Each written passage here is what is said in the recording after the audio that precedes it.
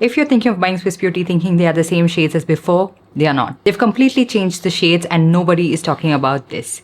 Hey guys, I'm Deepthi Desikan. I've used Swiss Beauty lipsticks for years and recently I noticed that some of the shades look completely different. So I compared old versus new shades side by side. Like, just look at this. How are these even with same names? Now, firstly, I'll be talking about shades that are completely different but hold the same name. That is Swiss Beauty Coffee. This used to be one of their best-selling shades because the coffee shade had a very beautiful cool undertone to it, but it's no longer the same shade. It's a little bit of a warm brown shade, very generic shade, so it's no longer this unique beautiful shade that looks really nice on so many different skin tones. The next one I have is Spice Nude from their non-transfer lipstick.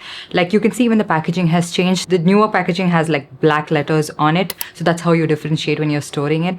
And the newer Spice Nude just doesn't look like the same Spice Nude I remember, because the original Spice Nude had a beautiful undertone. It's a beautiful nude, but it's not too cool, not too warm as well, and it pairs with every eye look. The new one is just a pale peachy shade. Another one is again a very popular shade, which is, I feel like, Brandy Harrington. What made Brandy Harrington unique is completely different now. It doesn't have that dusty burgundy undertone that the original Brandy Harrington used to have. Now it's just like a more wearable pink shade, like a cool tone nude shade. It doesn't have that dusty undertone that made Brandy Harrington the lipstick in the first place. And then I have the non-transfer lipstick in the shade Chocobar, which is again a very beautiful cool toned brown shade, but it's just now a warm brown shade. It's not at all similar. And likewise the shade dark brown as well. I just love the undertone of this one, and now they've completely switched it up and you're no longer getting the same shades. So now I'll be talking about the shades that are slightly different. Can't really make out that much. I mean, there'll be a subtle shift in undertone,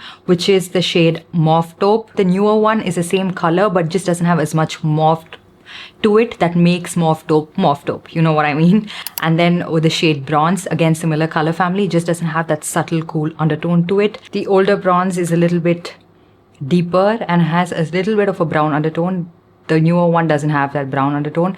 Right off the bat, you can't tell that much of a difference. The shades that are a little bit safer to buy is the HD Matte lipstick in the shade Coffee, which is a dark, warm brown shade. The shade called Dark Brown, also from the same range, is very similar. Then I have Cute Nude. Again, the shade is similar, but the formulation has a little bit more of a waxy feel compared to the previous formulation, which had sort of like a soft matte finish, which is why it looks a little different. Then I have Rusty Nude.